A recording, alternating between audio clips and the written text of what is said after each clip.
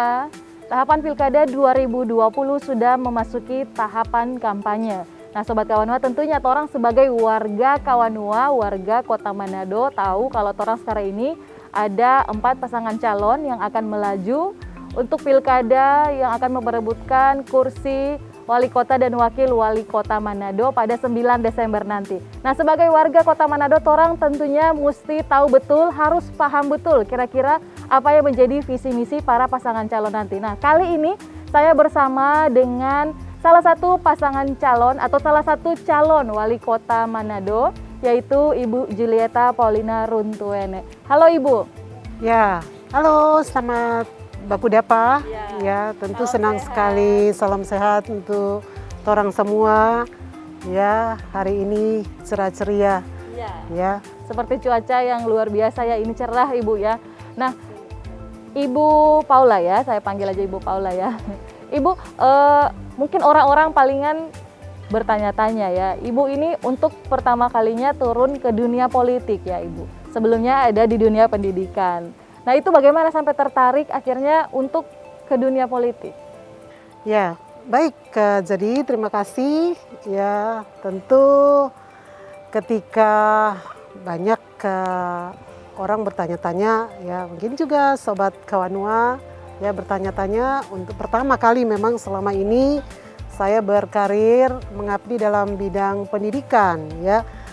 Dalam tentunya bidang pendidikan kita kenal ada satu teori ya, teori triple helix ya, bagaimana intinya menuju kepada kesejahteraan masyarakat, berkolaborasilah para expert, para ahli itulah di dunia pendidikan ya, kemudian pemerintah di situ, kemudian sektor industri ya, tujuannya adalah kesejahteraan masyarakat. Jadi berpikir tentang kesejahteraan masyarakat sebenarnya bukan hanya dalam dunia birokrasi, tetapi juga perguruan tinggi atau akademisi lewat temuan-temuan mereka berpikir bagaimana intinya masyarakat itu mendapat dampak dari katakanlah produk atau temuan itu. Nah, kenapa saya maju sebagai calon wali kota? Pertama, menjadi panggilan untuk menjadi pelayan ya. Jadi pemimpin itu adalah pelayan masyarakat, bukan sebaliknya ya. Pemimpin itu dilayani. Ya. Nah, pertama. Kedua, bagaimana menjawab kerinduan, keinginan dari masyarakat itu sendiri. Nah, sehingga bagi saya tidak hanya berpikir saya mau ya, saya terpanggil untuk jadi pelayan, tapi sudah dilewati tahapan yang disebut kita tahu masyarakat ingin seperti apa pemimpin ke depan ya. Keinginan masyarakat itu seperti apa ya, sehingga kita perlu ya ilmu survei untuk itu. Sudah dilewati tentu. Keinginan jadi pelayan dan keinginan masyarakat untuk memberikan aspirasi memilih itu sudah disatukan menjadi keputusan. Keputusan untuk siap maju dengan visi yang ada ya. Begitu Regina. Nah, karena Ibu berpikir ya mungkin karena Manado ini sebagai kota yang betul-betul butuh pemimpin yang paham betul ya Bu apa yang menjadi keinginan masyarakat Kota Manado. Iya, benar sekali. Pemimpin dia harus benar-benar paham ya sesungguhnya apa keinginan dari masyarakat itu sendiri. Sehingga paham terhadap keinginan masyarakat itu akan tergambar lewat program-program yang pro rakyat. Program-program yang berpihak kepada masyarakat itu sendiri. Kenapa? Karena dia paham. Ya.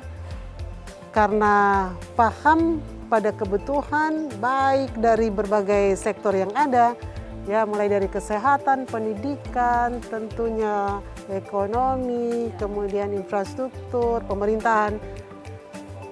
Pasti ya jawaban atas kebutuhan masyarakat itu dapat dipenuhi lewat program-program yang ada. Nah baik, sebelum kita membahas program-program, kita ingin bertanya Bu, kenapa akhirnya memilih Pak Harley Mangindaan sebagai wakil dari Ibu? Tentu memilih Pak Harley, ya Alfredo Benfica Mangindaan ini punya cerita sendiri ya.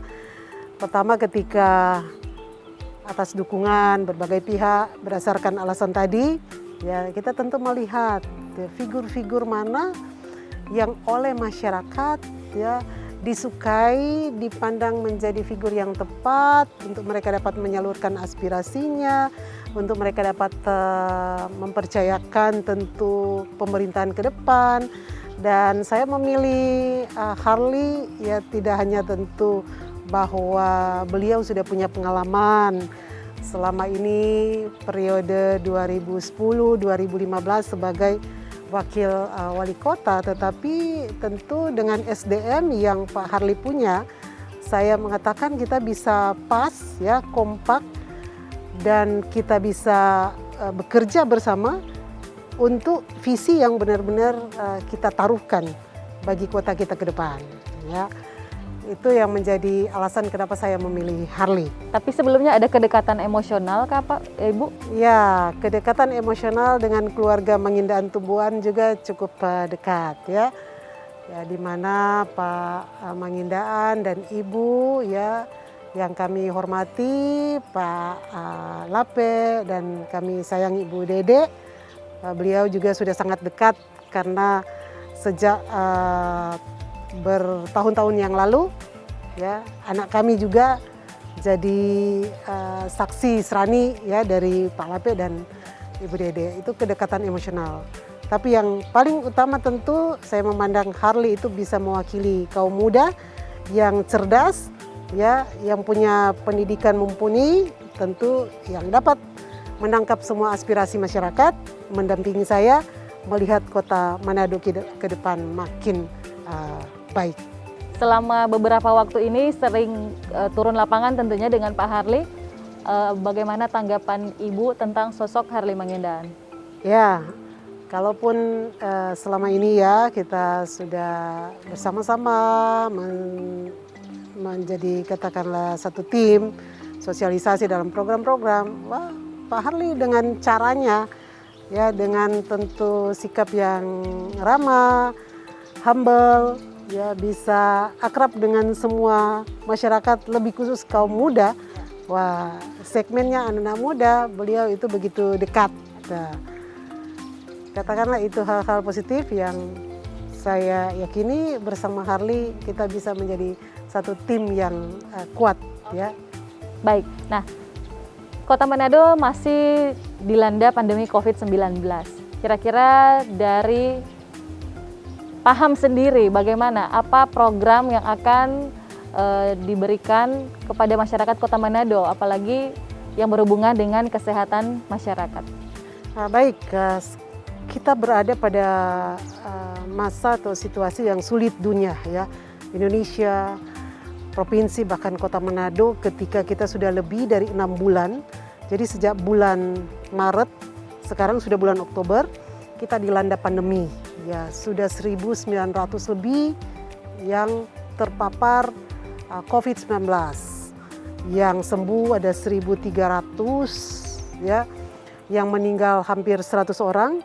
Nah, tentu ke depan bila Tuhan berkenan, rakyat memilih, kita akan berpikir keras bagaimana COVID-19 yang pada posisi sekarang ini belum ditemukan vaksin.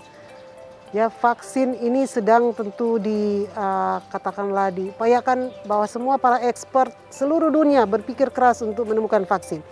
Dan bila saatnya nanti tahun depan vaksin sudah ditemukan, maka saya bahkan kami tentu berdua paslon nomor 4 akan memastikan bahwa kita akan tentu menyiapkan vaksin bagi seluruh masyarakat Kota Manado secara cuma-cuma.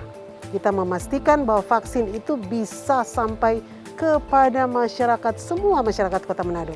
Itu menjadi prioritas.